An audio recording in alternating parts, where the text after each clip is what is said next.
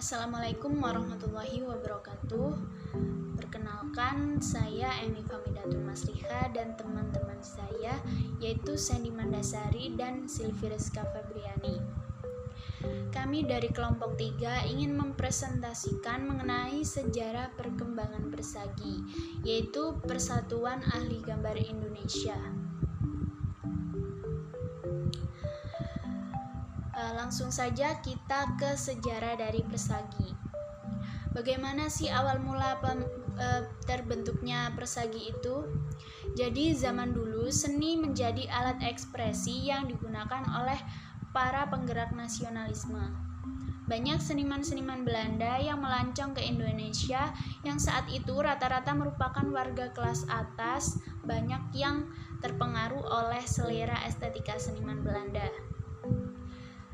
S. Soedjono yang tidak puas dengan teknik konvensional Belanda abad 19 yang diajarkan oleh gurunya yaitu Mas Pirngadi mencoba beralih ke pendekatan yang lebih bebas. Lalu di tahun 1937 Soedjono berhasil mengikuti pameran bersama pelukis Eropa di Batavianskunstring, Jakarta. Inilah awal namanya dikenal sebagai pelukis. Lalu setahun kemudian ia akhirnya membangun persagi bersama Agus Jajah sebagai ketuanya. Soedjono sendiri sempat menjabat sebagai sekretaris dan juru bicara persagi. Perkembangan persagi ingin memperlihatkan pada dunia bahwa orang Indonesia pun bisa melukis dan mampu menciptakan kesenian sendiri yang baru. Persagi juga berusaha menghubungkan aspirasi-aspirasi negara melalui pencapaian seni.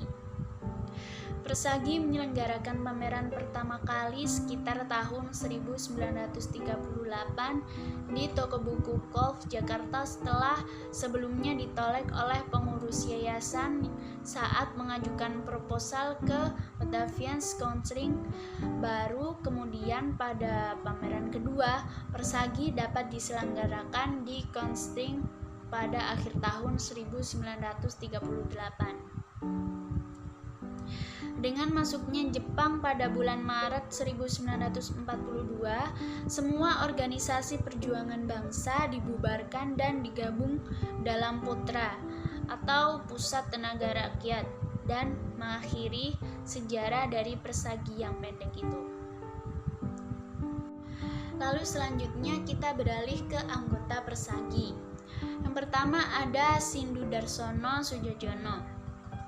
Jadi Soedjono ini adalah seorang seniman, kritikus, pemikir, penulis, politisi, organisator, sekaligus pendidik. Ia lahir di kisaran Sumatera Utara tahun 1913.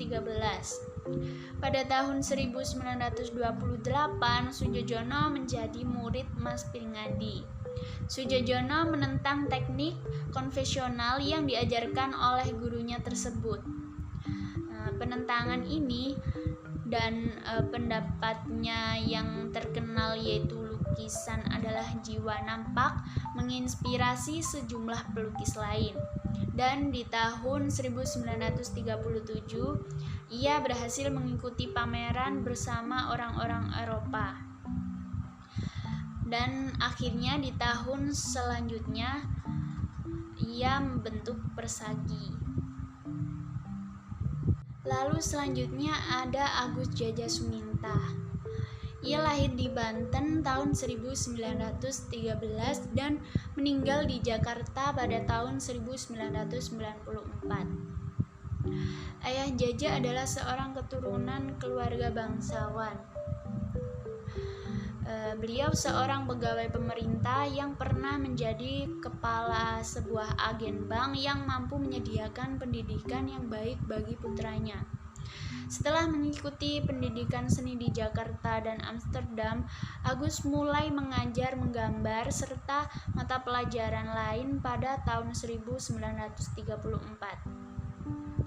Agus bekerja sama dengan Soejojono membentuk Persagi pada tahun 1938 sampai 1942 dan menduduk posisi sebagai ketua.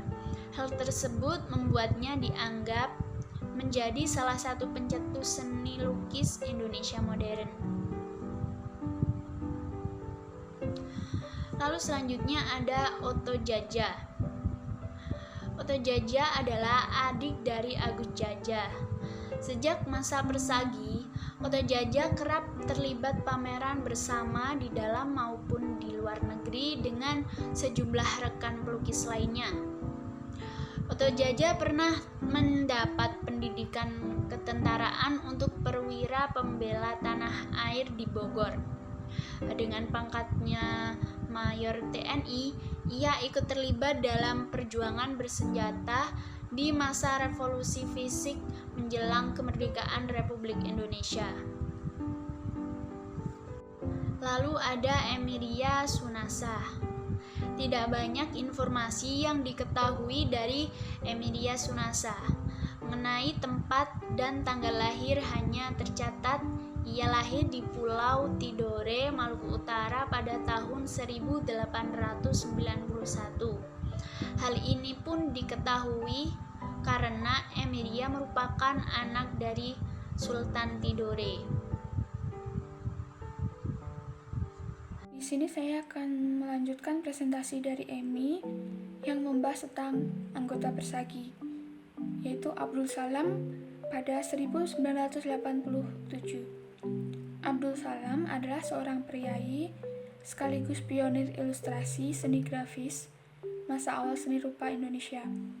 Semasa hidupnya, Abdul Salam pernah bekerja di Statistik Pasar Baru Batavia dan bergabung dengan banyak seniman antara lain S. Soejojono, S. Tutur, dan Agus Jaya mendirikan Persagi. Sebagai pionir bidang seni ilustrasi grafis di Indonesia, Abdul Salam melahirkan karya awalnya berupa cukilan kayu. Kemudian sejak tahun 1945, dia juga seorang delinafit atau pelukis uang pada masa awal kemerdekaannya. Selanjutnya, Herbert Hutagalung pada 1917 sampai 1942. Herbert lahir di Tapanuli tahun 1917, sebulan setelah pameran kedua Persagi yang diadakan di Kunstring pada tanggal 3 sampai 19 September 1942. Herbert meninggal di rumah sakit karena sakit parah. Selanjutnya, Wakidi. Wakidi lahir di Palembang pada tahun 1989. Wakidi adalah pelukis naturalisme bercorak Moi Indi yang terkemuka di masanya. Menurut buku Perkembangan Seni Rupa Indonesia, ada sumber yang menyebutkan bahwa Wakidi dan Hendro Jasmoro adalah anggota Persagi di luar Jakarta yang terpaksa mengirimkan melalui pos wesel untuk membayar iuran. Selanjutnya, Hendro Jasmoro. Hendro Jasmoro lebih dikenal sebagai pematung. Ia lahir di Kebumen 11 Januari 1915 di zaman pemerintahan kolonial Belanda. Hendro Jasmoro aktif di Partai Indonesia atau Pertindo, Indonesia Muda atau IM, Pandu Rakyat, dan di Persagi. Di antara banyak peninggalan karya patungnya, 3 di antaranya hingga kini masih bisa dilihat adalah patung Ki Hajar Dewantoro di Pendopo Taman Siswa Yogyakarta, patung perunggu Jenderal Urip Sumarjo di Akabri, Magelang, dan patung Jenderal Sudirman di Hankam, Jakarta. Hendro Jasmoro meninggal di Yogyakarta pada 8 Juni 1987. Selanjutnya, Suromo. Suromo Darpo Suwego adalah seorang seniman lukisan grafis asal Surakarta yang lahir pada tahun 1919. Suromo pertama kali belajar melukis dengan pelukis Pringadi pada 1935, kemudian bekerja dengan arsitek Robert G.P. yang berkecimpung dalam seni dekoratif dan keramik. Dari Robert G.P., ia belajar melukis kaca. Karyanya terpampang menghiasi jendela-jendela bangunan penting di kota Batavia. Sampai sekarang, salah satu karya Suromo berjudul Pasar menjadi koleksi Galeri Nasional Indonesia. Karya-karya peninggalan Suromo yang masih tersisa seperti karya cukil kayu, sketsa, cetakan dan hasil cetakan, serta beberapa lukisan masih disimpan oleh pihak keluarga di Yogyakarta dan Jakarta. Menurut Suromo, melukis yang penting adalah isi hati pelukis keluar semua. Keluar dengan cara dan cara siapa tidak penting. Pekerjaan seni bukan kepandaian teknik, bukan kepandaian melukis, tetapi kata hati yang padat karena banyak menahan, ujar Suromo. Berikut adalah karya lukis dari S. Sudjojono yang berjudul Ibuku Menjahit yang dilukis pada 1935 menggunakan oil on canvas. Sebelum membangun persagi, kecenderungan ekspresionisme Sudjojono masih ada unsur realisme. Hal ini terlihat pada karya Ibuku Menjahit. Walaupun latar belakang terlihat menggunakan sapuan yang berantakan, namun figur subjek tetap digambar dengan detail, terutama fokus lukisan yang adalah wajah si ibu. Selanjutnya, karya lukis S. Sudjojono yang berjudul Ibuku, yang digambar pada 1935 menggunakan media oil on canvas. Pada lukisan Ibuku, kecenderungan ekspresionisme Sudjojono sudah sangat nampak. Ekspresi wajah subjek digambarkan sedemikian rupa hingga emosinya dapat terlihat dengan jelas, tanpa harus menggambar detail yang berlebihan.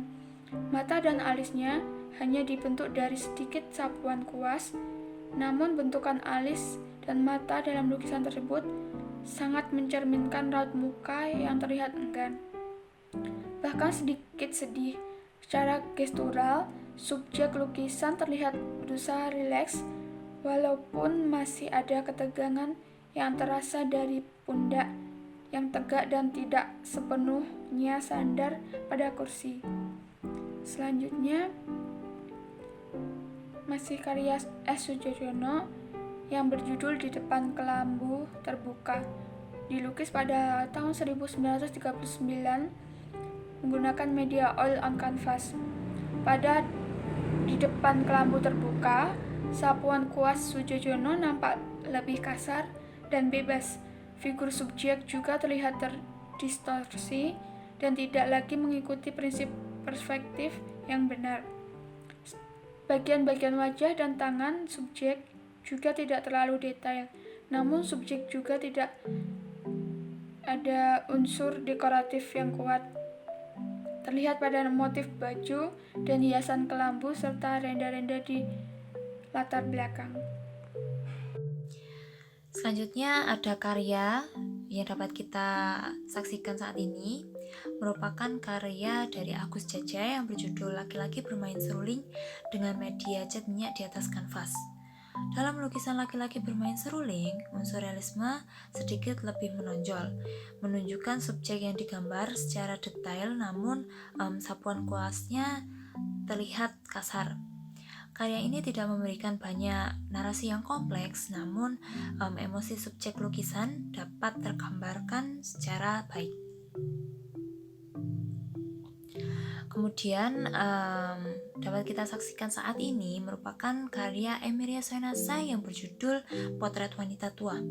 Nah, Emiria ini banyak mengambil subjek-subjek yang dekat dengan kebudayaan dan juga kehidupan rakyat jelata pada lukisan-lukisan yang ia buat.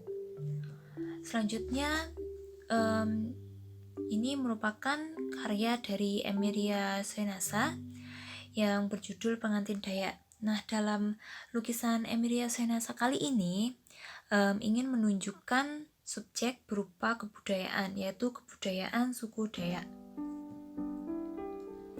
Kemudian selanjutnya ada karya dari Oto Jajah yang berjudul Pertemuan, yang dapat kita saksikan saat ini. Secara khusus, Oto Jajah seringkali menggambarkan subjek manusia mirip dengan wajah pewayangan.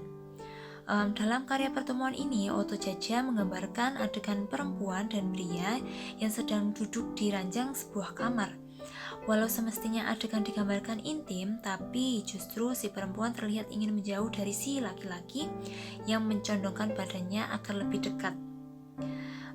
Gestur yang digambarkan terlihat jenaka dan juga ekspresif. Subjek-subjek lain dalam lukisan digambarkan dengan sangat sederhana dan juga kekanakan. Kemudian ada karya dari Sindu Sisworo berupa potret laki-laki yang dapat kita saksikan saat ini. Namun tidak banyak dokumentasi dari karya seniman ini yang dapat kami temukan. Namun kecenderungan seniman ini lebih ke ekspresionisme. Penggunaan warnanya juga terbatas, mungkin hanya 3-5 warna saja. Emosi, kecemasan, dan kekhawatiran lebih terlihat pada karyanya. Kemudian ada potret diri karya Abdul Salam. Karya-karya Abdul Salam ini lebih banyak terdiri dari cetak grafis. Secara gaya, karya-karyanya didominasi oleh realisme dan juga potret. Nah, kesimpulan dari presentasi kali ini, Persagi menghasilkan seniman-seniman yang berbeda gaya tiap individunya. Namun, secara umum kecenderungannya muncul didominasi oleh ekspresionisme.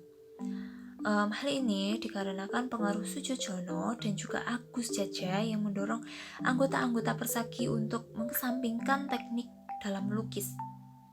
Anggapan Sujojono bahwa gaya modernisme seni lukis barat patut dipelajari juga menyumbang visualisasi karya-karya Persagi yang cenderung ekspresionisme. Pemikiran ini lah yang membuat seni rupa Indonesia modern mulai berkembang di Indonesia. Baik, sekian presentasi dari kelompok kami. Jika ada salah kata, kami mohon maaf. Kurang lebihnya mohon maaf. Sekian, terima kasih. Wassalamualaikum warahmatullahi wabarakatuh.